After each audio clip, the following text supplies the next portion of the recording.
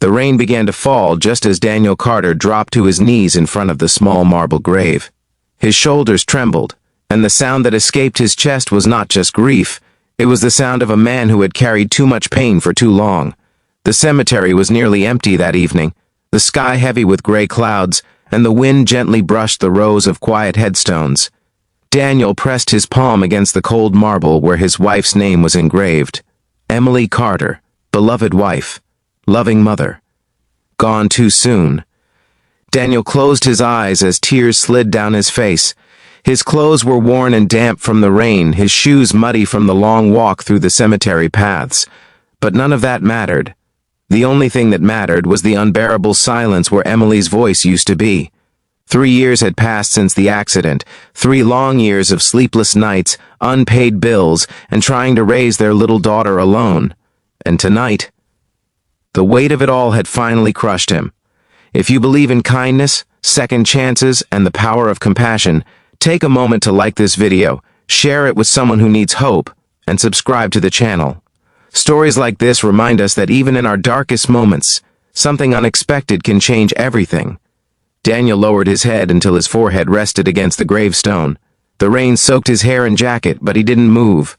He whispered apologies to Emily, apologies for feeling like he was failing their daughter, Lily. Lily was only 6 years old, too young to understand why her mother would never come home again. Too young to understand why her father sometimes sat alone in the kitchen late at night staring at unpaid bills. Daniel had once been a proud man, a hard-working mechanic who loved fixing engines and laughing with his family at the dinner table. But after Emily died, everything began to collapse. He lost days at work because he had to take care of Lily. Then the garage reduced his hours. Then they let him go entirely. Since then, Daniel had taken whatever small jobs he could find, fixing cars in back alleys, repairing lawnmowers, helping neighbors with broken appliances. But the money was never enough. The rent kept rising. The food bills kept growing, and Lily kept asking questions that shattered his heart. "Daddy, is Mommy watching us from the sky?" Daniel would always smile and say yes, but every time she asked, a piece of him broke. As the rain continued falling, Daniel wiped his eyes and whispered one final apology to Emily.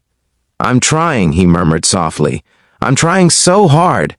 That was when he noticed something strange, a pair of footsteps approaching across the wet gravel. Daniel slowly looked up. Standing a few feet away was a woman holding a small bouquet of white lilies. She was dressed in a dark coat, elegant but simple, and an umbrella shielded her from the rain. Her posture was calm and composed, but her eyes carried a quiet sadness.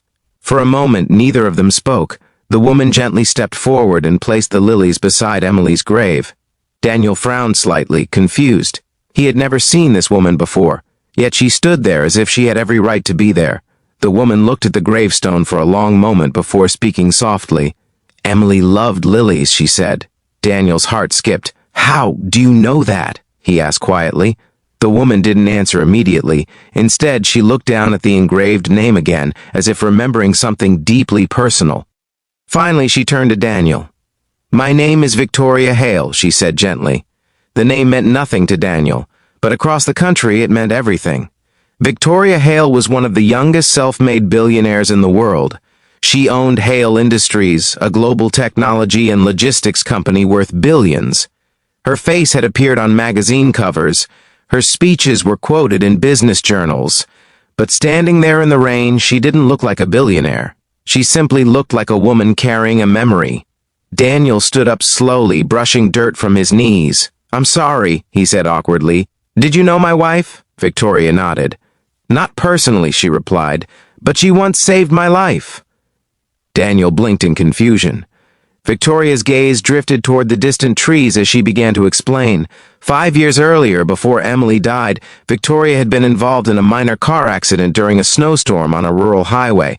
Her driver had panicked, her phone battery had died, and the road had been nearly empty.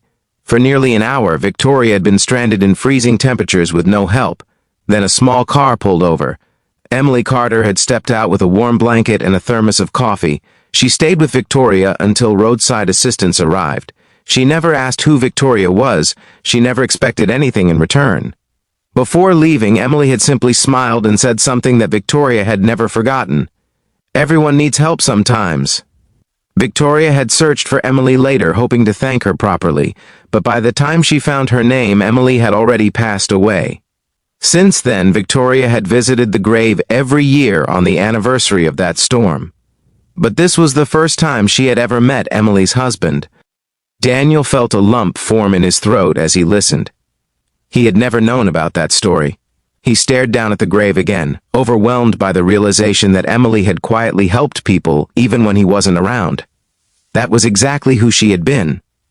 Victoria noticed Daniel's worn jacket and tired face. She noticed the way his hands were rough from manual labor. And then she asked a simple question.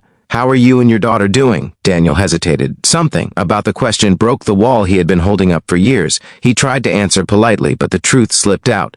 He explained the lost job, the unpaid bills, the struggle to raise Lily alone, the fear that he might soon lose their apartment. Victoria listened silently, the rain tapping softly against her umbrella. When Daniel finished, he looked embarrassed. "I'm sorry," he said quickly. "You didn't come here to hear my problems." Victoria shook her head. "No," she said quietly. "But maybe I came here for a reason." She looked at Emily's gravestone again. Then she said something Daniel never expected. "Your wife helped me when she had nothing to gain. I've spent years wondering how to repay that kindness."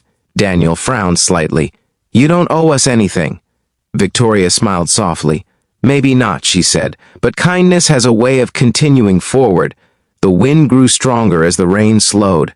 Victoria reached into her coat pocket and pulled out a small card. She handed it to Daniel. It was a business card with her personal number.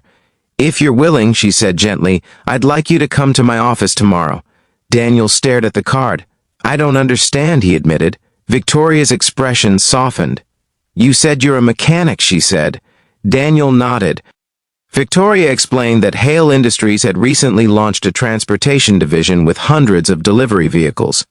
They needed someone trustworthy to oversee maintenance operations, someone who understood engines, someone hardworking, someone who knew what it meant to struggle. Daniel's eyes widened in disbelief. "You're offering me a job?" Victoria shook her head slowly. "I'm offering you an opportunity." Daniel looked back at Emily's grave. For the first time in years, the crushing weight in his chest felt slightly lighter. The rain finally stopped, and the clouds began to part, allowing a soft golden light to spread across the cemetery. Victoria gently adjusted the lilies she had placed beside the gravestone. "She would be proud of you," she said quietly. Daniel swallowed hard. "I hope so." The next day, Daniel walked into Hale Industries headquarters wearing the only clean shirt he owned. The building itself felt like another world. Glass walls, polished floors, employees moving with confident purpose. He felt out of place. But Victoria greeted him personally. Within weeks, Daniel became the head of vehicle maintenance for the entire division. His skills spoke for themselves. Engines that had been declared useless were repaired under his supervision. Costs dropped. Efficiency improved. And slowly, Daniel rebuilt his life. More importantly, Lily's life changed too. She finally had a stable home again, a safe neighborhood, a school where she could grow and dream. Years later, Daniel would often visit Emily's grave again. But this time, he didn't come with tears. He came with stories. Stories about Lily's achievements. Stories about how one moment of kindness had created a ripple that changed their entire future. Victoria continued visiting as well, not as a billionaire, but as someone who believed deeply in paying kindness forward. And if this story touched your heart, take a moment right now to like the video, share it with someone who needs hope, and subscribe to the channel for more powerful stories like this. Before we reach the final moment of this story, here is a special request. Comment below with one word, kindness, because sometimes one small act of compassion can echo across years and change lives in ways we never imagine. One quiet evening, as the sun set behind the cemetery trees, Daniel stood beside Emily's grave once again. Lily stood beside him holding fresh white lilies. "Daddy," she asked softly, "Mommy helped that lady, right?"